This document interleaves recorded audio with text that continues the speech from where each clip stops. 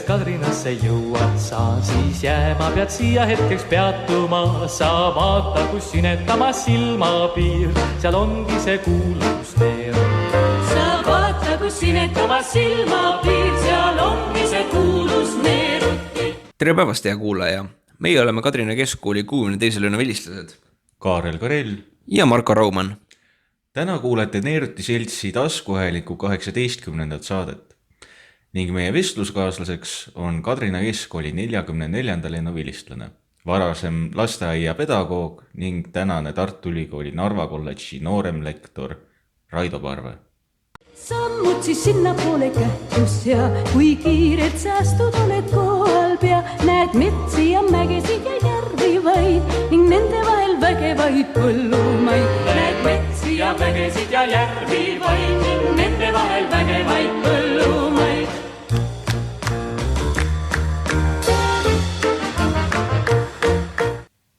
Tervist! Tervist! Tervist! Tervist! Alustame sinu juurtest. Sul on esivanemad nii Venemaalt kui ka Leedust. Kus pärineb sinu perekonnanimi? Minu perekonnanimega on jah selline asi, et kui mul vanaisa veel elas, siis ta hakkas rääkima, et tegelikult, et meie perekonnanimi Parve siis isa poolt tulnud on, kui ma nüüd õigesti mäletan, 32. aastal eestistatud.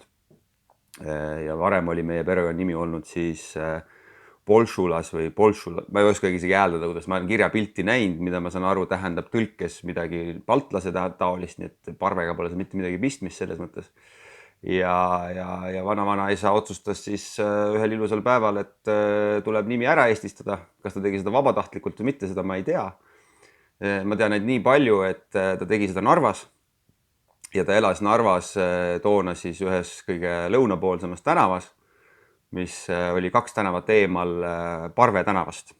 Ja minu vanaisa ka kunagi ei teadnud, millest see nimi nagu võeti või miks see tuli.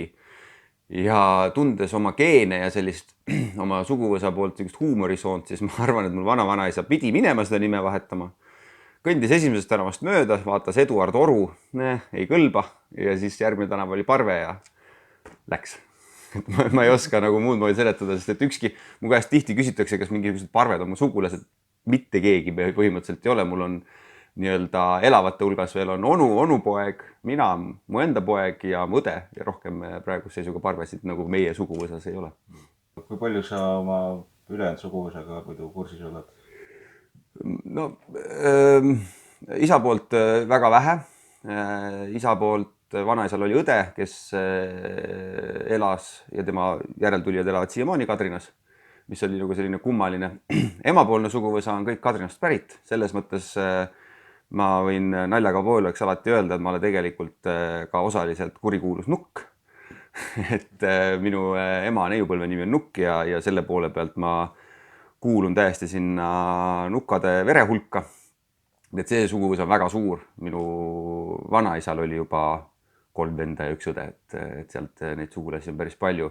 Täna neid sidemeid on võib-olla vähem kui lapsepõlves oli, aga nii mõnegagi aeg-ajalt saab suheldud. Sa sündis 1985. aastal. Milline on sinu esimene mälestus? Kusjuures see on nii kummaline, ma just tudengitele rääkisin seda eelmisel nädalal, et minu esimene mälestus üldse elus on väga väikese titena. Ma istun uksepakul ja vaatan, kuidas isa ja ema panevad kardinad elutoas ülesse. Ja ma olen hiljem mõelnud, et äkki see oli uni või lihtsalt kuskil mingi vale mälestus tekkinud ja siis ma olen emaga sellest rääkinud. Ema ütles, täitsa võimalik, jah, et kui sa olid väike, siis see võis täitsa nii olla. Sa lõpetasid Kadrina Keskkooli 44. lennuna 2004. aastal. Kas sulle meenub ka esimene koolipäev? Jaa, mulle meenub, et üks vana mees andis mulle käe taulasse minna. See vana mees ilmselt oli 18 aastane. Et ma ise olin 7. Ma ei mäleta ei ta nime ja ilmselt kui nägu ette praegu panna, siis ka ei tunneks ära, aga mul on see hästi meeles, et tuli võtta ühelt suurelt onult käest kinni ja siis minna kuhugi, mis mu mälestustes on aula oma vanade punaste toolidega. Et see on mul meeles. Ja kusjuures siis on nagu väga pikk paus ja siis hakkab tulema kuskilt sealt 2.–3. klass on järgmised nagu sellised mälestused. millised õppeained sulle koolis enim meeldisid? Milline tund mulle meeldis? Vahetund.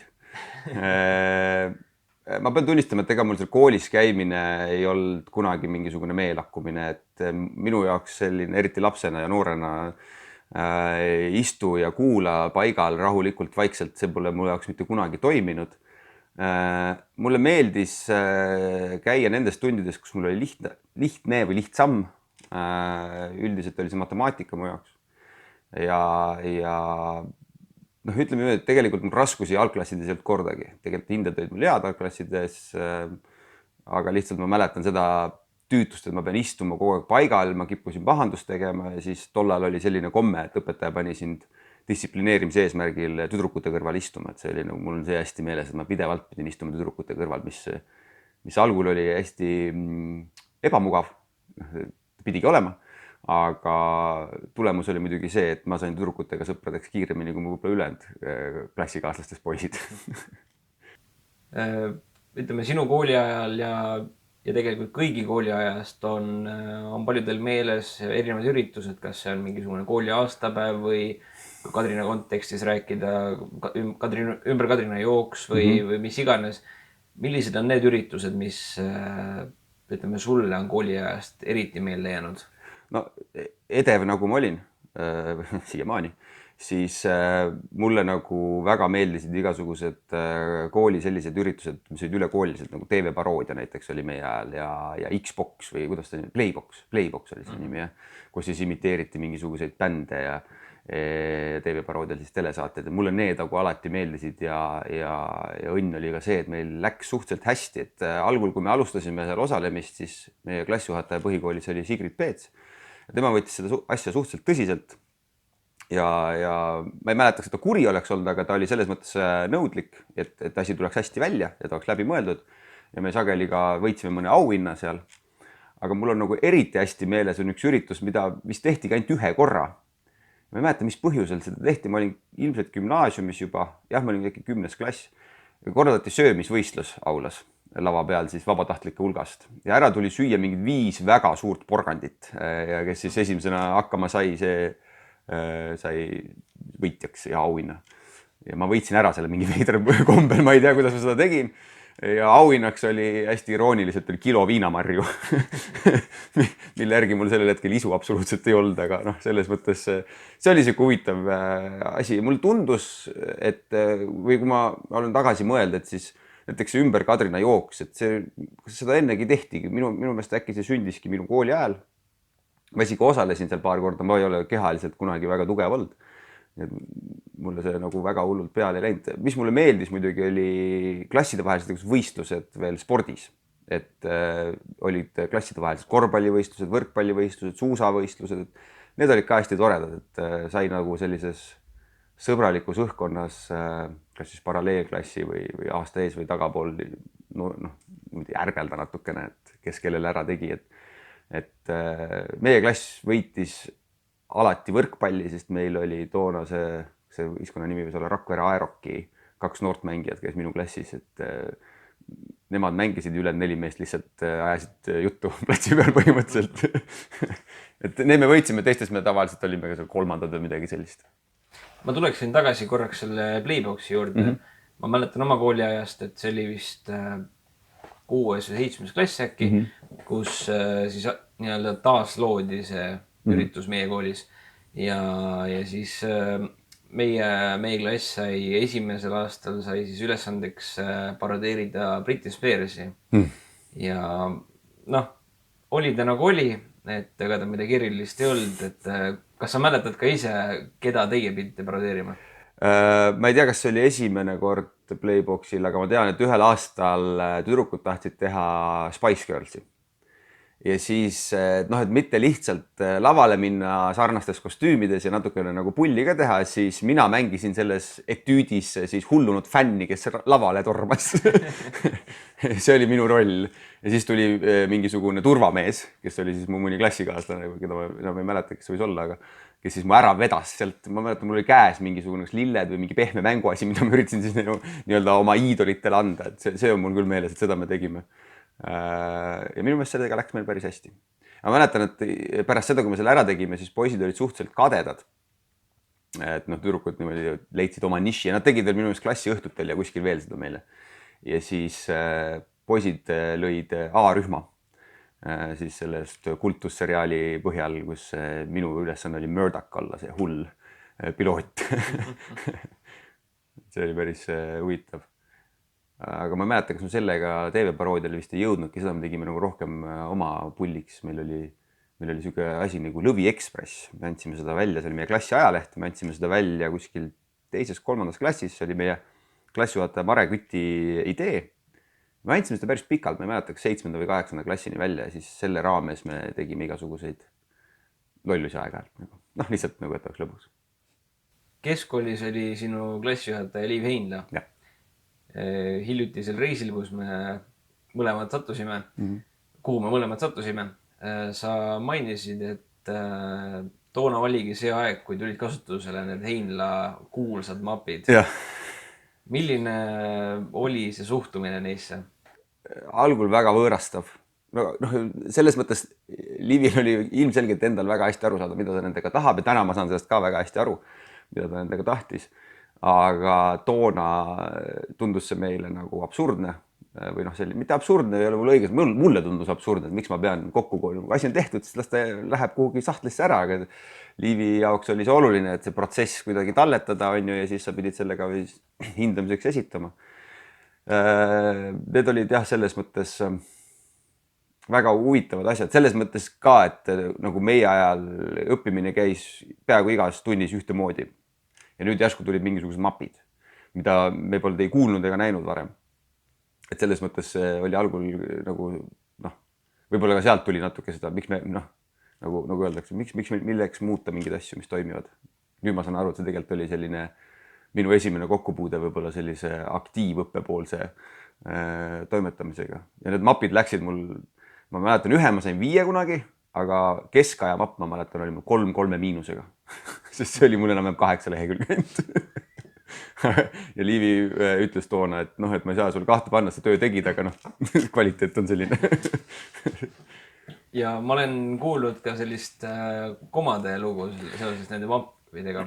Ja mul oli kirjanditega siis. Ja mul oli eesti keel, siiamaani on mul nagu kirjakeeles on ta nagu väga raske ja eelkõige need komad kipuvad mul niimoodi jalutama minema või pigem mitte üldse meelde tulema. Ja siis aeg-ajalt, kui ma teadsin, et mul võib olla probleem, siis ma panin essee või kirjandi lõppu, panin rivikomasid ja siis kirjutasin juurde, et võtke siit, kui puudu on. Liivile see väga ei meeldinud. Kadrinas suundusid sa õppima Tartu Ülikooli. Millised erialad sulle siis seal huvi pakkusid? Tegelikult sellega on veel nagu eellugu. Et see Tartu Ülikool mõnes mõttes häbi tunnistada oli natuke juhuslik. Tegelikult oli niimoodi, et kuni 14. eluaastani ma tahtsin kokaks saada. Ja siis kuskil ühel hetkel ma sain aru, et kokaks ma ikkagi ei taha saada, ma tegelikult tahaks näitlejaks saada. See tundus mulle loogiline, kuhu see kõik see energia sealt kooliajast panna või nagu see edevus ja et võiks näitlejaks saada. Ja ma unistasin sellest väga pikka aega. Ja ma isegi loobusin oma keskkooliaegsest tutipeost selle jaoks, et minna lavakakatsetele. Ja seal lavakakatsetel juhtus minuga siis üks asi, mida minuga on elus 2 korda juhtunud ainult, kus ma suurest soovist midagi saavutada suutsin ennast täiesti närvi jääda. Et piltlikult öeldes silmest läks mustaks. Mul on väga vähe mälestusi nendest katsetest ja need totaalselt ebaõnnestusid.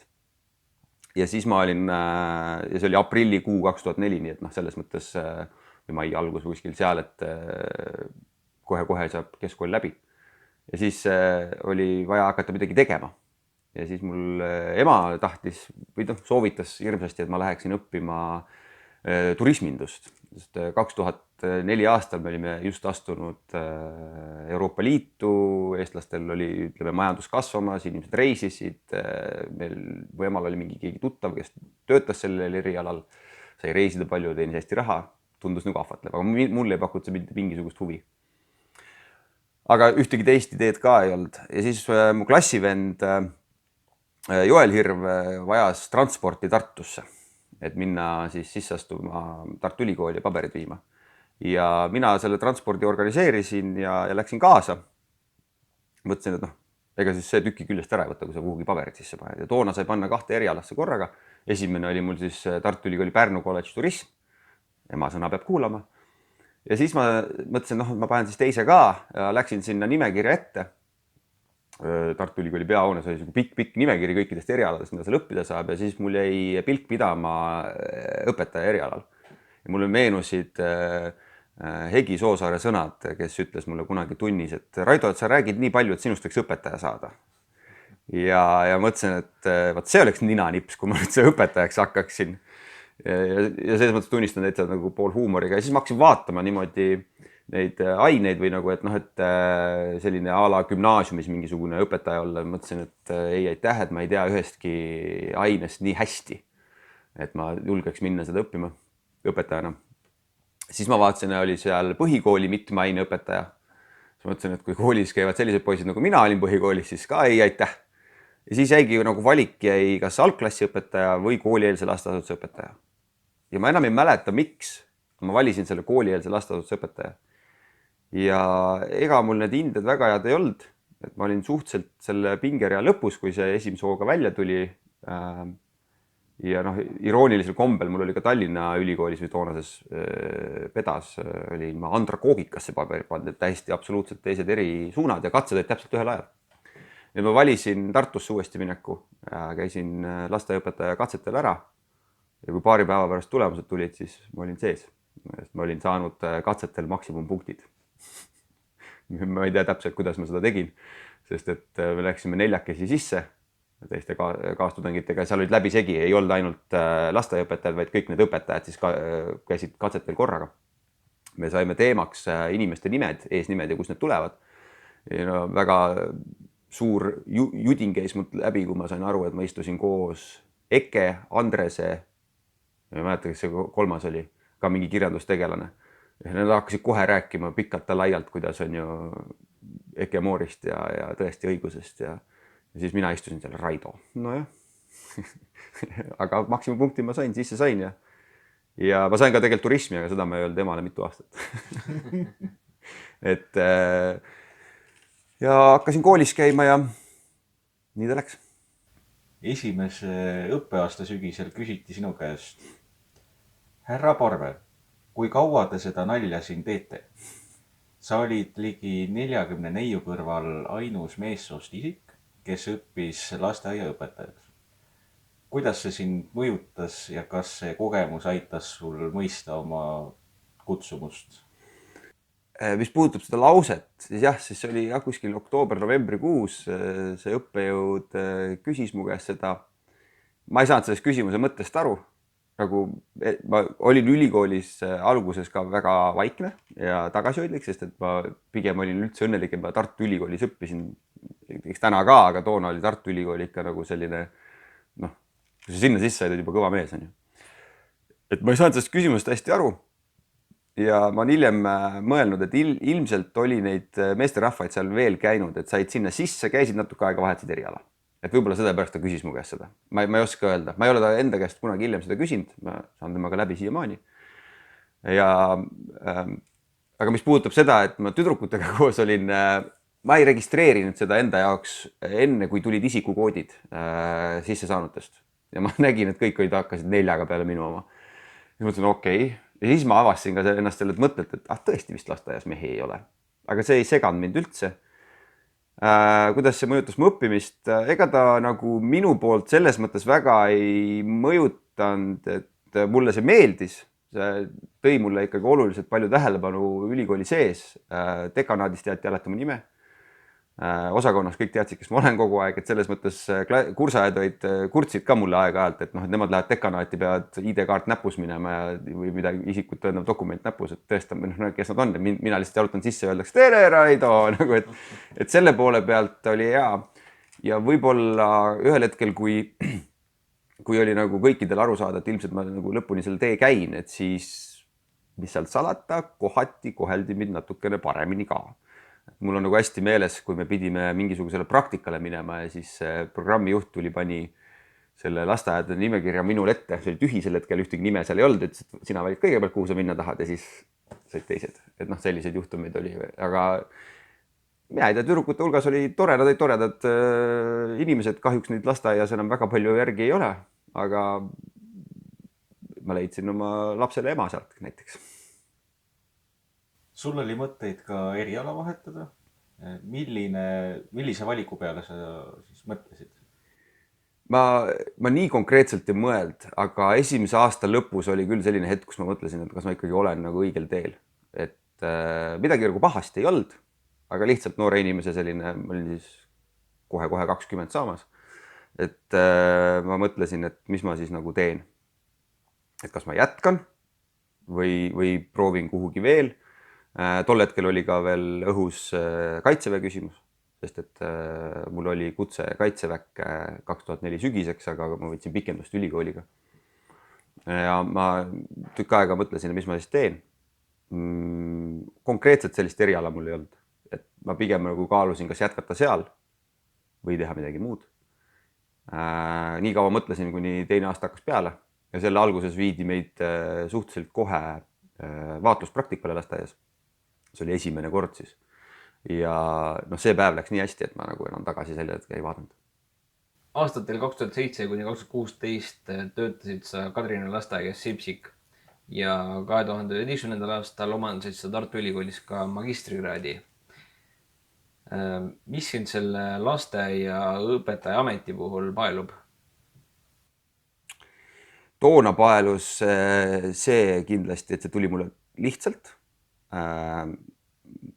Ma isegi naersin oma kolleegidele, et mängin lastega päevatsa jalgpalli ja makstakse palka. Niisugune Ronaldo tunne natukene on ja tase on erinev muidugi. Et mängisid lastega palli, mängisid malet, rääkisid juttu, ma korraldasin neile viktoriine just seal esimesel 2 aastal. See tuli kuidagi mulle nii kergelt, et see oli nagu see, kellaajad olid pahad, hommikul kell 7 tööle minna ei ole minu iseloomule kuigi omane. Ja täna ma vaatan tagasi, mõtlen, kuidas ma seda tegin kõik need 9 aastat. Aga ma ei mõeld kordagi, ja muidugi see ka, et kui ma tööle hakkasin jällegi selle edevusega, nagu, et kogu see tähelepanu läks ju sellele, et mingi meesterahvas tuli nüüd siia tööle, ajakirjandus käis, et see paelus mind. Ma pean tunnistama, et nii ülikoolis kui Kadrinas tööd alustades kolleegid ja kaastudengid ja õppejõud, need on kohel mind suhteliselt hästi, et ma pole kordagi nagu vähemalt näost näkku kohanud sellist, et mis sa siit otsid. Kui see üks lause välja arvata, aga ma kahtlustan, et see ei olnud nagu minu selles mõttes sooga midagi pistmist või varasemate kogemustega. Et mind on koheldud hästi ja miks ma peaksin, küsiks nagu vastupidi, et kas sind ei paeluks, kui sul on hea olla. Neeruti seltsi taskuhäälingu 5. saate vestluskaaslasteks oli Tonu Fällmann-Klaus ja Juuli Küpas. Kuulasin. Ja mulle meenub, et Küpas tegi üleskutse noormeestele asuda õppima just lasteaiaõpetajaks. Ja ma vaatasin ühte 2017. aasta ERR-i artiklit, mis rääkis sinust. Ja seal oli toodud välja statistika, et vähemalt siis toona, ma praegust seisu ei oska öelda, toonase seisuga oli meesõpetajaid lasteaedades ainult 0,6%. Mis pidurdab sinu arvates just seda eriala õppima noormeestel? Ma arvan, et väga suur osa meestest ei tule selle pealegi. Isegi need, kes õpetajaks tahavad saada. Et ikkagi mõeldakse õpetaja ja siis mõeldakse kooli.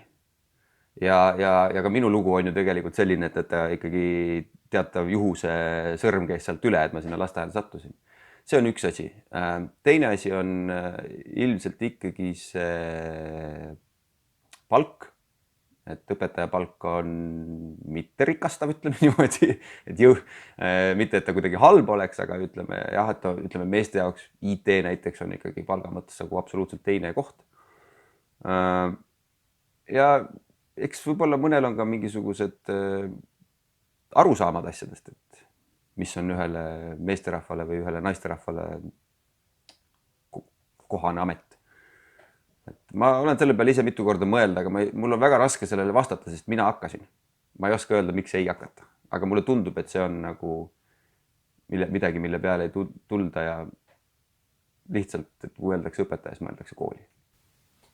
oled sa muidu tähele pannud, ütleme nende tööaastatega, et kas see trend mingil määral ka muutus?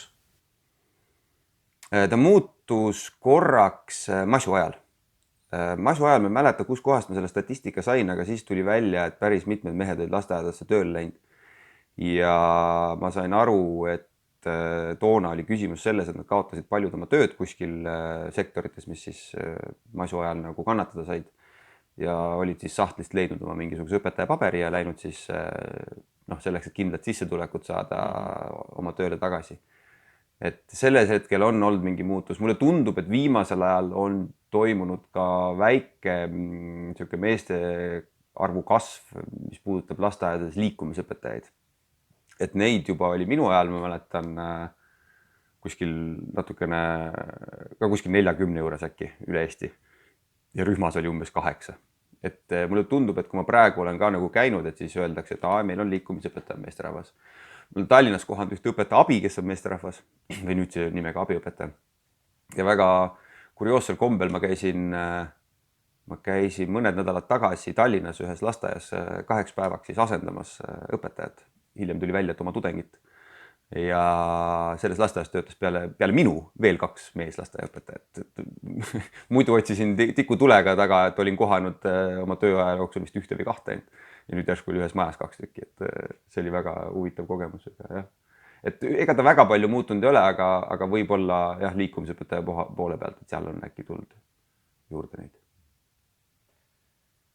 Edasi suundusid sa Rakvere Triinu lasteaia direktoriks. Kus see pakkumine siis tuli? Pakkumine, konkurss tuleb läbi viia ja konkursil ma kandideerisin ja seal valituks osutusin, aga see mõte tekkis mul tegelikult juba siis, kui ma selle magistri ära lõpetasin. Et siis ma juba mõtlesin, et olgu, magister on käes. Mingi doktorantuuri mõtet mul selles mõttes, ma korraks käis peast läbi ja ma käisin isegi eelkooli läbi. Aga ma sain aru, et ma olin selleks hetkeks 26-aastane ja põhimõtteliselt terve elu koolis käinud. Et ma mõtlesin, et teeks nüüd mingid tööd ja muud asju ka. Ja mul just sündis poeg mõni aasta enne seda. Ja ma mõtlesin, seal magistrikraadiga võiks midagi peale hakata. Tollal ei olnud ka lasteaedades seda palgaerinevust, nagu täna Kadrinas näiteks on magistri ja bakakraadiga. Ja hakkasin kandideerima. Ma kandideerisin päris mitmes kohas. Mul oleks 5 aastat aega. Ja 5 kohta ma minust ka kandideerisin, et enam-vähem kord aastas. Ja tegelikult see Triinu konkurss oli selles mõttes huvitav, et üks tuttav ütles mulle, et sealt läheb direktor ära või oli läinud just. Siis ma leidsin mõne aeg hiljem kuulutuse, kandideerisin ja kuna mul eelmistel kandideerimistel põhimõtteliselt ei jõudnud ma isegi vestlusvooru, sellepärast et ma sain alati vastuseks, et teil puudub juhtimiskogemus, siis mul ei olnud nagu väga suuri ootusi sellele konkursile. Et isegi kui mul tuli see telefonikõne, et olete oodatud vestlusele, siis ma ja peavad tegema, mul on paberid õiged ja kõik on. Ja läksin suhteliselt sellise vaba olekuga ja ilmselt see mõjus nagu hästi. Ja mul on sellest vestlusest hästi meeles, et hoolekogu esimees küsis mu käest ühel hetkel selle vestluse käigus, et kas sinu arvates on lasteaiaõpetajad rohkem nagu riist või tarkvara ja miks? Ja siis ma vastasin, mille peale siis komisjon muheles ja sellega vestlus tookord lõppes. Ja paar päeva hiljem tuli telefonikõne, et tule räägime ühe korra veel sellest lasteaia juhtimise asjast. Mina arvasin, see on järgmine voor. Tegelikult oli palga läbirääkimised, et selles mõttes oli huvitav. Kas Kadrinast oli raske lahkuda? Jah, oli. Juba see, et mugavustsoonist tulin ju välja. Ma mäletan väga hästi, kui ma sealt Rakverest tagasi sõitsin. Suur eufooria oli sealt Targast majast lahkudes ja ma jõudsin viaduktini ja järsku tuli hirm. Keha läks higiseks ja mõtlesin, aga nüüd peabki ju tööle hakkama. Selles mõttes tööle nagu juhtima. Ja muidugi oli kahju, et Julia Küpas, kellega ma tol ajal töötasin koos, oli ju mu enda rühmaõpetaja, kui ma ise lasteaias käisin. Et mugavustsoonist väljatulek, nii-öelda lasteaia mahajätmine, see on ikkagi selles mõttes kurb. Ta oli nagu mõnes mõttes ka muidugi rõõmus asi on ju, sest seda nagu tähistati ja vallavanem käis, soovis mulle õnne ja kõike, aga nagu ikkagi selline hirmu tõttu võib-olla selline kurbus oli ka hinges, mis oli hea. selles mõttes, et minu rühm, need lapsed, kes mul olid, just lõpetasid samal kevadel lasteaia, et mul nagu see pooleli ei jäänud, ilmselt siis oleks võib-olla veel raskem olnud, kui ma oleks pidanud nagu poole pealt ära minema. Milline nagu ürituste koha pealt võib-olla niisugune kõige ehedam mälestus, eredam? Lasteaias? Lasteaias. Mulle hästi meeldis Mihkli laat, sellel vist on nüüd uus nimi, aga ma tean, et seda nagu selles vormis korraldatakse. Mulle see meeldis, need olid väga väsitavad päevad, aga kuidagi see kogukonna tunne oli seal nendel päevadel hästi suur. Vanemad olid nagu hästi aktiivsed. Mäletan, üks isa ostis meie käest purgi mingisugust enda toodud seeni 100 krooniga ära. Sest eesmärk oli ju siis see raha jäi lasteaia hüvanguks, et me saime selle eest osta siis midagi võib-olla kallimat, mida võib-olla alati ei saanud lubada. Et selles mõttes oli hästi tore. Ja seal laadapäeval oli veel alati see, et vanemad hommikul tõid siis igasugust kraami, olid need siis mingisugused küpsetised või hoidised või mida iganes. Ja siis laat oli õhtuti, siis päeva peale kolmandik olid õpetajad juba ise ära ostnud. Käidi mööda rühmasid ja vaadati, et mis siis head toodud on, et selles mõttes oli hästi tore. Et niisugune kuidagi elav päev oli, et muidu seal natukene oled seal oma rühmaga, aga siis sellel päeval oli alati nagu hästi nagu palju elu majas. Kindlasti mul meeles jõulupeod. Mariann, kes oli muusikaõpetaja tol ajal, tegi väga toredaid laule ja tantse lastega ja jõuluvana alati käis, et mul nagu see on ka kuidagi hästi meeles, et ja lõpus oli meil minu meelest need peod olid veel 3 rühma peale kokku kuidagi ja tegime näidendid, nii et õpetajad näitlesid ja lapsed laulsid ja selles mõttes oli hästi tore. Ja mul on üks konkreetne üritus on ka meeles, oli mõned aastad enne, kui ma nagu ära läksin, see oli mu viimase rühma algus. Oli isadepäeva pidu, lapsed olid väga väikesed. Ja me mõtlesime, et kuidas seda teha ja mina otsustasin, et ma panen saali sirmi ülesse ja sirmi tagant siis käpiknukkudega teen nagu jäneseid, kes siis on nagu õhtujuhid. Mõtlemata selle peale, et ma pean sisuliselt tund aega käed üle püsti istuma seal niimoodi nagu mul muidugi kuskil poole tunni pealt igasugune veri kadus kätest ära, aga ma pidin jätkama kogu aeg, et see oli päris füüsiliselt koorma, aga tore üritus. Milliste raskustega te pidite seal Triinu lasteaias siis toime tulema? Kui ma sinna tööle läksin, siis ma tundsin ühte inimest äkki. Paari olin varem kohanud. Nemad teadsid mind, mina neid ei teadnud sisuliselt.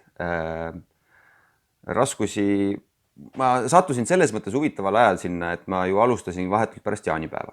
Ehk siis ajal, kui paljud lasteõpetajad on just puhkusele läinud. Ehk siis maja oli suhteliselt tühi, lapsi oli vähe. Minu arust 1 või 2 rühma üldse 12 olid avatud sel ajal. Ja suvel väga palju seal nagu selles mõttes midagi ei toimunud, ka ju linnavalitsus selles mõttes on pidajana natukene sellisel suvisemal režiimil. Et ma sain inimestega tutvuda, ma sain nagu nimesid õppida, mis on mu elus alati raske olnud, et nimed ei kipu mulle hästi meelde jääma. Ja selles mõttes seal nagu nii suuri raskusi olnud mulle.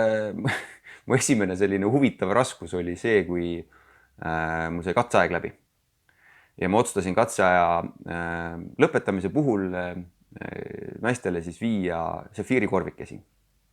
Ja läksin Pihlakasse, et osta siis sefiirikorve. Mul oli neid vaja mingisugune 46 tükki või midagi sellist. Ja neil oli... Ma tahtsin kollaseid, aga neid nii palju ei olnud. Ehk siis ma pidime määletama, mitu neid oli, 5-6 roosat ka ostma. Läksin lasteaeda, jagasin mööda maja laiali kõik.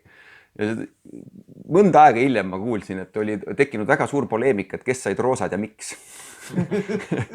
Et mina ei mõelnud sel hetkel mitte midagi, lihtsalt jagasin. Aga et see oli huvitav lugu, et see võib-olla naistega ongi nagu see, et raskus, kui sa küsid niimoodi, et siis ongi see, et meeste rahvana sinna minna, et siis et sa pead nagu aru saama, et sa ei ole üks naistest kahjuks. Möödunud aastal koondati sind ja sa asusid Tartu Ülikooli Narva kolledži õppejõuks. Kui palju olid sa varasemalt Narvas käinud? Peaaegu mitte üldse. Ma olin Narvas viimati enne seda käinud, ma arvan, 10 aastat ja mulle ei meenugi tegelikult enne seda aega, et ma Narvas väga palju peatunud oleks üldse. Et mulle meenus, et 12. klassis, kui ma käisin, ma olin Kadrinas kooli näiteringis osaline ja üleriigiline koolide festival toimus Narvas ja siis me olime 2 ööd Narvas. Aga tegelikult me ööbisime Narva-Jõesuus üldse. Et see oli nagu, et nüüd, kui ma tulin sealt toona bussiga tagasi, siis ma nüüd olen nagu püüdnud meenutada, kust ma siis jalutasin ja kust ma nagu tulin. Aga ei, läbisõidul ainult 2008 me käisime Tarvamäega Venemaal, nii palju Narvas käinud, et selles mõttes oli mu jaoks võõras, et ma isegi esimesel päeval, kui ma nagu tööle läksin sinna, siis pärast tööpäeva võtsin auto, panin GPS-i sisse, kus autojaam on, sest ma isegi ei teadnud seda, et jah, ei, ma Narvat peaaegu üldse ei tundnud. Siit siis ilmselt saab ka võib-olla eeldada seda, et sul ei ole vene keelega kõige paremad lood. Ei ole ja see on nii piinlik lugu, sellepärast, et minu vanaema on ju sünnipoolelt selles mõttes venelanna. Nimi oligi Ljuba. Ja ta oli vene keele õpetaja Rakvere gümnaasiumis väga pikka aega. Aga mina, tere saan öeldud. Kui kerge või raske on sedasi Narva elanikega rääkida, suhelda? Ei ole üldse mitte mingisugust probleemi olnud. Ma olen ainult ühes restoranis käinud, kus klienditeenindaja vaatab natuke alt kulmu, kui sa eesti keeles rääkima hakkad.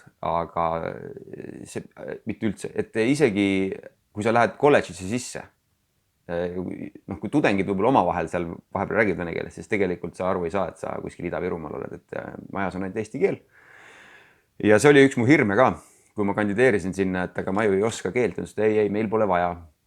Ja kui ma esimest päeva sinna kohale läksin, siis vastuvõtu katsetele, siis ma ei teadnud, kuhu ruumi minna, ma läksin admini laua juurde küsida ja tema oli venekeelne. Ja meil läks natuke aega, et siis ma sain selle ruumi numbri teada. Ja õhtul ma läksin kohalikku kauplusesse üht-teist ostmas, ma pidin mitu ööd olema Narvas. Ja läksin kassasse ja kassapidaja, tore noor mees, ütles mulle strastvutje. Mõtlesin, hakkab pihta. Ja mina ütlesin vastu tere ja ta vahetas kohe eesti keele peale üle ja järgmisel päeval ma läksin Narva kolledžisse, ütlesin, kuulge, teil on Lidlis parem seis kui Narva kolledžis. Ja ei ole olnud, et ma pean seal aeg-ajalt hotellis ööbima. Inimesed on väga sõbralikud, meeldivad, rõõmsameelsed juba teavad mind, on ju, ja mul pole vene keelt olnud Narvas kordagi vaja. Kas sa oled jõudnud ka selle Narvas töötamisel, see 1 aasta, mis on praegu olnud, kas sa oled jõudnud ka Narvat uurida, enda jaoks avastada? Vähe. Et ma selle Parve tänava otsisin üles, sest ei ole suurt midagi järgi, sest et sõja ajal see pommitati ära. Paar üksikut maja. Ma olen käinud promenadil jalutamas, küll oktoobrikuus, et võib-olla ei olnud nagu kõige ahvatlevam aeg. Ja ma olen sellise huvitav asja ära teinud, et mul on Narva kolledžis on kabinet, mida me jagame seal oma osakonna inimestega ja mõõtsin ära, kui kaugel on Vene piir linnulennult, et 700 meetrit. Ja nii palju, kui ma olen seal jalutanud hotelli, raudteejaama, poodi, üldiselt seal kesklinna piirkonnas olen käinud, aga ma olen vaadanud jah, et tegelikult võiks võtta nagu selle aja, sellisel ilusal kevadisel suvisel ajal ja minna nagu vaadata neid teisel pool raudteed näiteks, et sinna poole ma pole veel sattunud. Eks ta muidugi natuke selline on ka, et kui sa autoga näiteks lähed Narva, siis sisuliselt jõuad Lasnamäele või selles mõttes korterelama tulevad vastu sulle. Aga seal linnuses võiks käia täitsa, ma ei ole sinna jõudnud, kõnnin iga kord mööda, kui tööle lähen või tulen, aga muidugi ma pean tunnistama, et päevad on ka üsna pikad, kui ma Narvas olen, et ega siin väga palju aega ei jää ja et kui sa õhtul kell 7 lõpetad, siis praegu sa ei lähe kuhugi pime on ju. Sa oled ise haridustöötaja. Kas on, kuidas on Narvas suhtumine eestikeelsele haridusele ülemineku osas? See on hästi huvitav. Ma ei tea, mis on üleüldine selline seisukoht ja ilmselt on ka selliseid inimesi, kellele see üldse ei meeldi. Aga kui ma käisin vastuvõtukatsetel eelmine aasta ja ka see aasta ja me oleme kandidaatidelt küsinud, et mis te arvate sellest eestikeelsele õppe üleminekust, siis huvitav on see, et vene keelt emakeelena rääkivad kandidaadid ütlevad kõik ühest suust, et ammu oleks pidanud tegema, hiljaks olete jäänud ja et nüüdki tegite ja sellised nagu üsna selles mõttes toetavad ja siis küsid nagu nende kandidaatide käest, kes tulevad ülejäänud Eestist, emakeel on eesti keel, siis nemad ütlevad, noh, ei, see on hea mõte, aga äkki peaks ikka järk-järgult ja võib-olla samm-sammult ja ei tasu kiirustada ja siis, et see on huvitav, et vähemalt need inimesed, kes õpetajaks tulevad, nemad on väga toetavad. Eks see löök on valus kindlasti, aga noh, parem las teha see nii-öelda valus osa praegu ära ja et oleks pärast kergem. Ja me oleme, praegu meenub, et sellel aastal oli üks kandidaat, kes kohalik narvakas ja me pidime talle ütlema, et kahjuks tema eesti keele tase on alla selle, millega me vastu võime võtta. Võtame B2 tasemest alates ja siis nad ülikoolis saavad C1. Ja ta siis kukkus kurtma meile, et temal ei ole võimalik õppida eesti keelt ja praktikat ei ole Narvas, on ju. Samal ajal käivad meil teised Narva tütarlapsed, kes räägivad niimoodi, et sa ei saa arugi, et ta venelanna oleks, on ju. Ja see suvi oli veel üks kurioosne juhtum, kus oli Kohtla-Järvelt tuli üks tütarlaps, keda ma juba nime poolest vaatasin, et huvitav nimi, et ei ole eesti nimi ega ei ole päris vene nimi. Ja tuligi välja, et oli sakslanna. Ja ta oli Eestisse kolinud kuskil 16-aastaselt. Ma ei tea, kui kaua aega see tagasi oli, aga ta siis Eestis oli ilmselt gümnaasiumi lõpetanud. Ja tema eesti keel, väike saksa aktsent, aga ma olen nüüd ka ta kodutöid lugenud, mina küll nii hästi ei oska eesti keelt kui tema, et ei ole, see on ikkagi, mulle tundub, et see on ikkagi natuke tahtmise asi ka. Lisaks lasteaia ning ülikooli tööle oled sa ka väikest viisi näitleja, kui nii võib öelda. Kuidas sa leidsid enda jaoks Läsna teatri? Sellega jällegi, et minnes tagasi on ju, nagu ma enne ütlesin, ma tahtsin hirmsasti näitlejaks saada, põrusin kohutaval kombel, olin väga pettunud, kibestunud ja otsustasin, et ma ei vaata mitte elus, mitte kunagi enam ühegi lava poole. Siis, kui ma läksin Tartu Ülikooli, siis üks kursaõde kutsus mind, et tema tahab minna üliõpilasteatrisse kandideerima. Aga ei julge üksi minna, et äkki ma tulen kaasa. See oli üks tütarlastest, kellega ma kursakaaslastest, kellega ma alguses sain natukene, istusime lähestikku ja sain esimesena tuttavaks. Ta oli Võrust pärit, kui ma ei eksi. Ja tule kaasa, et nii-öelda kätt hoidma. Ja ma läksin. Minule teadmata oli ta muga kirja pannud sinna katsetele. Mina, kes ma polnud ühtegi luuletust ega midagi ette valmistanud, järsku kuulsin oma nime, et kutsutakse. Ja läksin sinna sisse. Ma mäletan väga paljusid asju, mis ma tegema pidin, aga üks asi oli, ma mäletan seda, et ma pidin mängima, et ma olen spioon teises maailmasõjas, kes loeb saksa tanke kokku. Oli see, mis ma pidin siis etendama neile seal üksinda sellele komisjonile. Ja tegin seal mingit pulli, ma mäletan ühel hetkel, nad küsisid mu käest, et ma tegin kuulaja nüüd ei näe, aga ma tegin sellise liigutuse. Ja siis mu käest küsiti, mis teed? Ma panen kirja, mitu tanki on. Ja ma sain sisse. Ja see kursad ei saanud. Ja siis ma käisin natuke aega seal. See hakkas natuke mul elu segemas, et proovid olid reede õhtuti ja ikka tahtsid koju emme juurde teinekord saada. Ja ma tulin sealt ära mingi hetk. Ma jõudsin ühes etenduses mängida mingisuguses Hillar Palametsa etenduses. Ma mängisin Nõukogude armeed. Ja siis, kui ma siia tulin, siis ma olin kuidagi selle ära unustanud või ma ei mõeldki, et Kadrinas üldse selline võimalus oleks. Ja see oli 2015. Ma olin tööl, lapsed magasid, olin arvutis ja käisin valla kodulehel. Ja seal oli kuulutus, et Läsna teater otsib näitlejat, kogemus pole oluline, roll on olemas. Ja üks nende näitlejate lapselaps käis minu rühmas. Ja ma küsisin, et kui ma nüüd saadan kirja, et ma tahaks, et mis sa arvad? Oi, väga hea, tule. Saatsin kirja, Ene Pihol helistas mulle, ütles mulle telefonis kohe, et su hääl on juba väga hea, tule näita ennast. Sõitsin Läsnale, rääkisime natuke aega juttu ja ta ütles, et jah, väga hea, sa sobid. Ma küsin, no jah, olgu, aga mis ma siis tegema peaks? Vaat meil on selline mõte, et me tahame kõrbu ja peremeest teha, et meil on katku villu puudu. Ja siis mul oli küll esimene hoop oli ma mõtlesin, et äkki ma mingi ettekandja käin korra taustalt läbi, et mul ei ole väga mingit suurt rolli vaja. Aga katku villuks mind võeti. Suures hirmus ma selle rolli endale selgeks sain ja siiamaani on väga hästi läinud.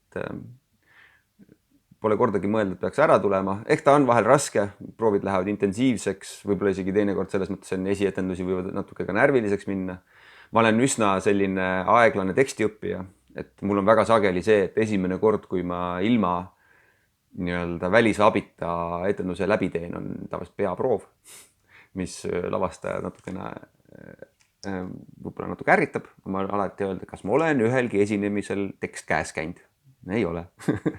Et eks ma püüan teinekord nagu kiiremini õppida. Aga sageli, kui mul on õnnestunud saada need õnnetu armastaja rollid, siis on pikad tekstid ja näiteks praeguses etenduses nimetu täht, seal on hästi palju kordusi. Ja kordused on selles mõttes väga halvad mu jaoks, et nii kui ma ütlen sama lauset uuesti, näiteks konkreetses etenduses on, et ükski täht ei kaldu oma teelt kõrvale, ma ütlen seda 3 või 4 korda selle etenduses ja siis vahel on see hetk, et nii, aga kuidas siit nüüd edasi läks. mul on 4 varianti meeles, aga milline praegu oli selles mõttes see on. Et ja mul on nagu väga hea meel, et Läsnakad on mind tunnustanud, ma olen saanud ka festivalidel näitlejapreemiaid, et see poiss, kes sealt lavakakatsetelt pisarsilmi ära tuli, et tema unistus on tegelikult täidetud. Ja võib-olla ongi parem, ma ei kujutaks ette, ma praegu oleks elukutseline näitleja Eesti turul. Sa nüüd mainisid seda Läsna teatri, ma ütleks värskemat etendust nimetu täht. Milles see räägib üldse? See on üks Rumeenia tükk, räägib sellisest taaskord õnnetust armastusest. Tulge vaatama muidugi, kui võimalust on. Täna mängime Lehtses Rahvamajas tasuta. Aga see räägib siis loo ühest väikesest Rumeenia linnakesest, mis asub raudtee ääres. Raudtee, mis viib Bukarestis Sinaiasse ja tagasi. Sinaia on siis Rumeenias selline Las Vegaslik linn või vähemalt oli 40-ndatel. Tegevus toimub natuke enne, 40-ndatel see kirjutati. Ja seal raudteejaamas siis üks õpetaja, kes on siis mina, ootab ühte väga tähtsat raamatut, mida talle tuuakse. Ja selle aja jooksul peatub Express Rong, mis muidu seal mitte kunagi ei peatu, ja sealt tõstetakse üks piletita neiu maha, kellel pole mitte kuhugi minna ja siis nad armuvad ja siis tuleb talle mees järgi. Ütleme niimoodi. Et me käisime Läsnakatega, kus juures seda ka Südalinna teatris vaatamas, mis on siis vana nimega Vene teater. Ja päris huvitav oli vaadata, et oma teksti. Sa nüüd siin mainisid ka siis seda Kõrboja peremehe Katku Villut, aga lisaks sellele oled sa näiteks keastanud Kitzbergi Libahundi Margust kui ka Tammsaare eluarmastuse Rudolfit. Milline on sinu keastatud rollides sulle enim meeldinud või ütleme enim kõnetanud?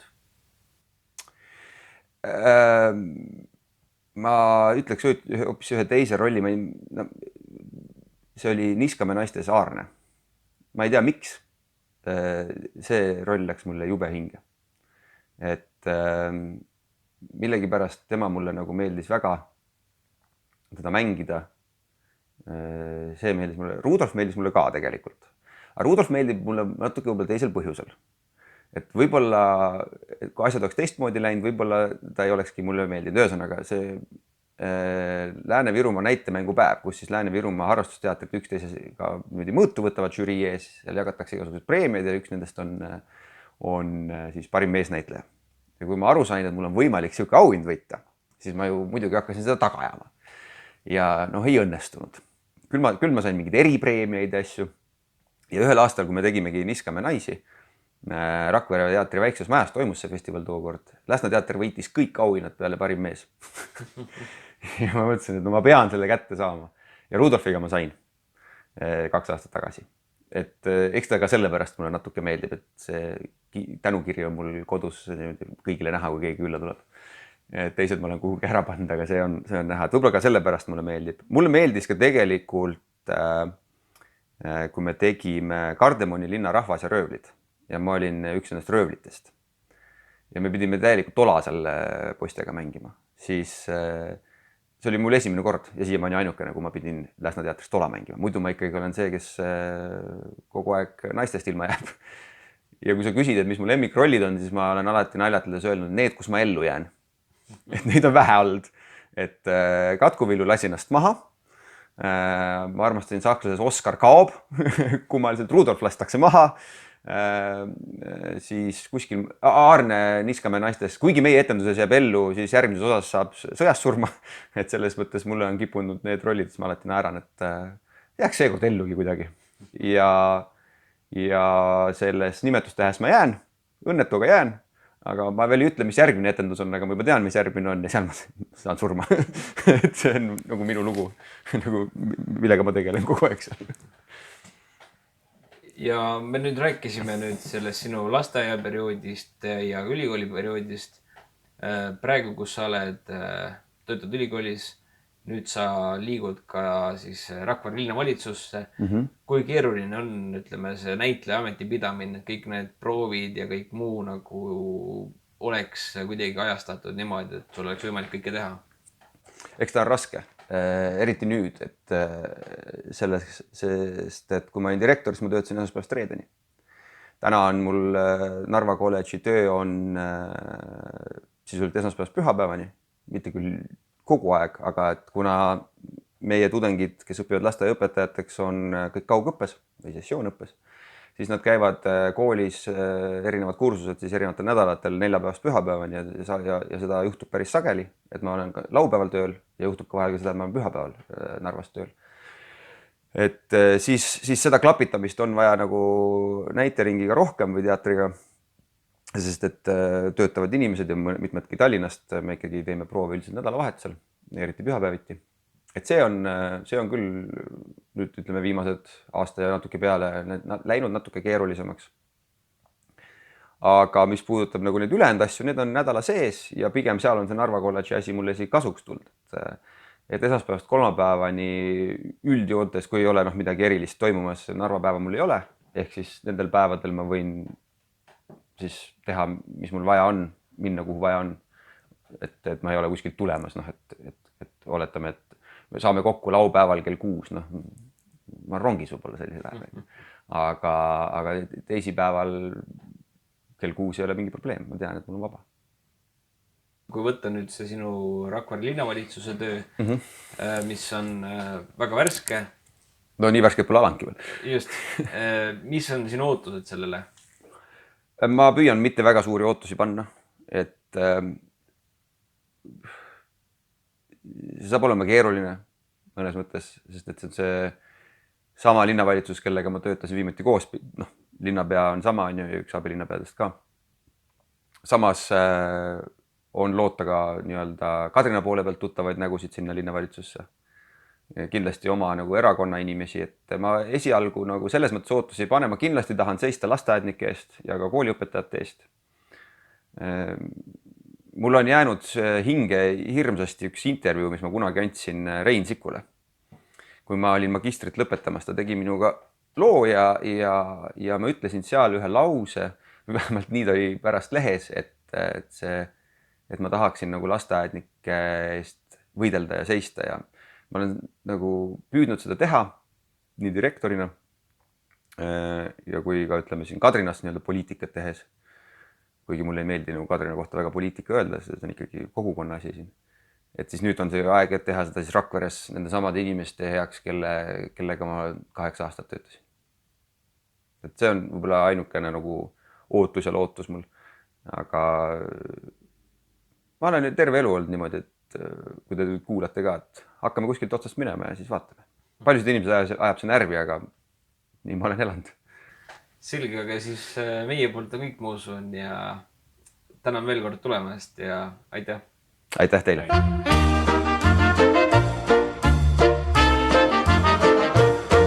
Kui Rakveres Kadrinasse jõuad sa, siis jääma pead siia hetkeks peatuma. Sa vaata, kus sinetama silmapiir, seal ongi see kuulus neer.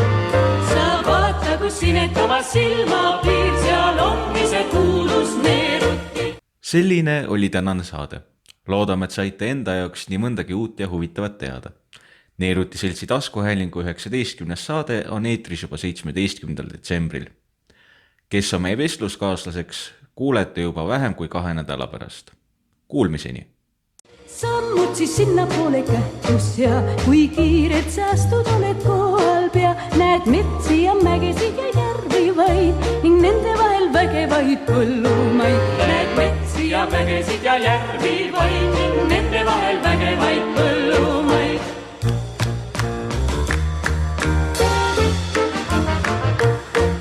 Kui võtad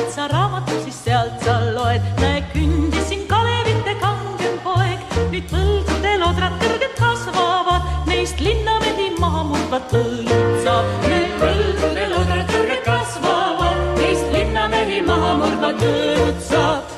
kuid õhtul, kui on põldul lõppenud töö, siis ikka me tantsuringis kaasa lööd ning kui oled sõber ettevõtlik sa ehk neeruti neidudelt siis muusi saa. ning kui oled sõber ettevõtlik